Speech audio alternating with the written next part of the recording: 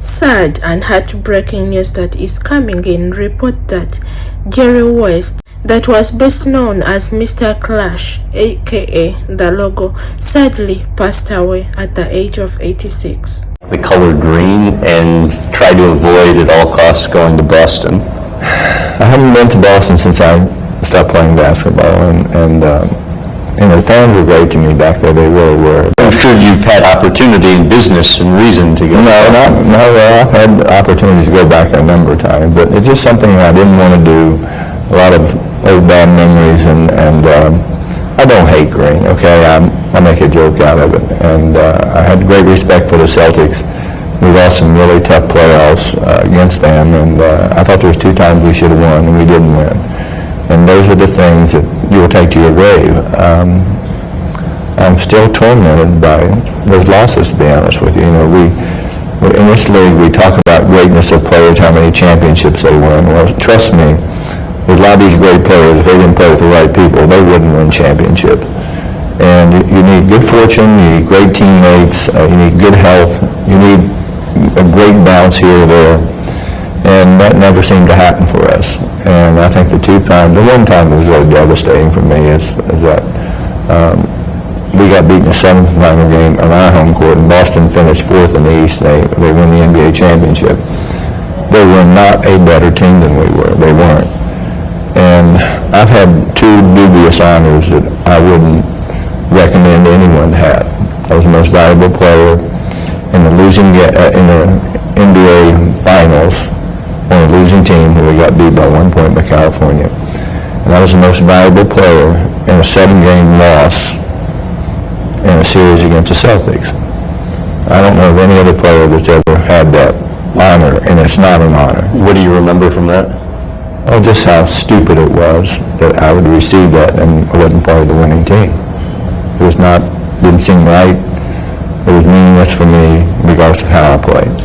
You mentioned you're still tormented by some of the losses. Your Lakers lost 6 times to the Boston Celtics in the 1960s in the finals. What was that like? Well, for me, as I say, I'm very reflective. I honestly wanted to quit. I didn't want to, and I was in the prime of my career, and I didn't want to play anymore. It was just too painful to go through summers, and obviously the fans would start to rally around us, and I really felt we'd let the city down, our fans down, but more importantly in the locker room, it was like the lowest ebb that you could possibly have in your life. But letting the city and fans down, I mean, you were in the NBA Finals 6 times. Well, it doesn't make any difference regardless of how I played, and for me, I did some incredible things in the playoffs. And it never seemed to be good enough. And you just said it. I used to say that a couple of those games in particular, I replayed them, and regardless of how I played, I always blamed myself for us losing. And that's a terrible burden to carry around with you. It's a terrible burden. And some people say, well, you got to let it go, let it go. Well, that's not me. I don't. But I think it did goad me into, after thinking about going from where I didn't want to play, and I was, again, at the height of my career, to maybe goading me into, we can do better, we can do better. And at the end of the day, I just know that that's what drove me back to playing again when I really did not want to play. What was the hardest part for you in going through all of that? I always said to myself, the thing that I love the most has brought me the most pain. And that was the thing personally that if everyone looks, you're someone who does a great job interviewing people. But if it doesn't bring you any joy, you have to find a way to take your talent and make it so you have some joy out of it. And I could never find that. I could really never find that. And you try to have distractions in the off season where you can be lighthearted. And I've never been a person who, I'm not a partier, not much of a drinker at all, not much of a socializer. And I was just so immersed in a sport that I loved and that was my life, that I never really got to a point where I had appreciation for the opportunity to play in the league and to represent a team, one team, and only one team. I think that was the greatest sense of accomplishment I felt. And it was just, we're sitting and talking about it. I can almost relive those times, to be honest with you, because I've always shielded them very carefully and not elaborate so much on how I really felt. The basketball legendary Jerry West is said to have died peacefully this morning at his home with his wife Karen by his side. A lot of tributes are still pouring in, and among the people that sent their emotional tributes are Michael Jordan and James LeBron. Jerry West will not only be remembered as a highly scoring Hall of Famer that was selected 3 times in the Hall of Fame, but he will also be remembered as his silhouette is used in the NBA logo.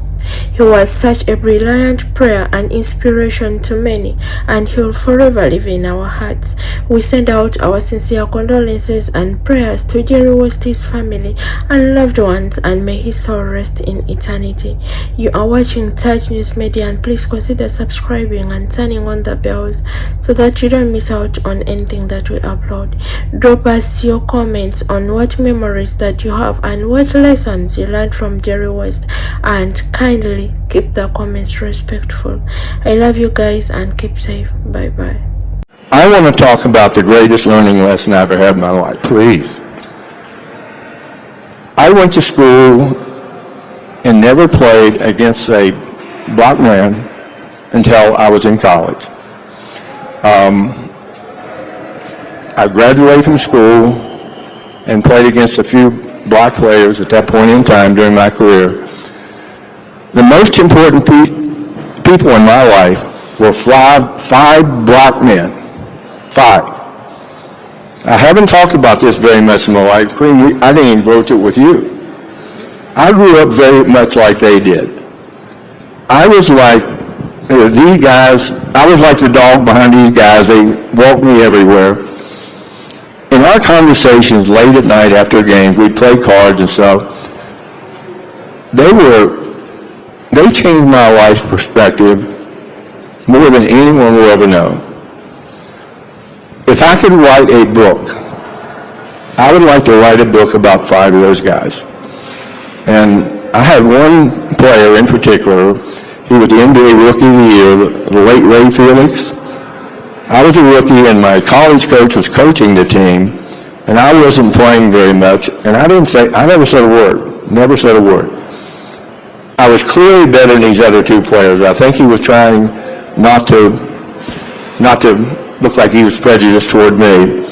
And he came back and asked me one night, he said, you should play. And I said, Ray, I don't really want to talk about that.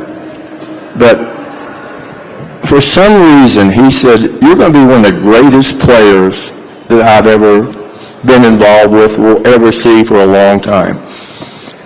And for him to say that to me, Elgin Baylor, who was an incredible player, I was like, he was the guy who drug me around like the dog. Those were the most important years of my life. I learned so much. You can throw your college degree out the window, but just learning that other people have similar circumstances to you. All of you were raised differently. If you're not love in a home, it's a house. If there's love in a home, it's a home. And I experienced that from these gentlemen and never said a word about it until, I guess, last 6 months. And it's been exceedingly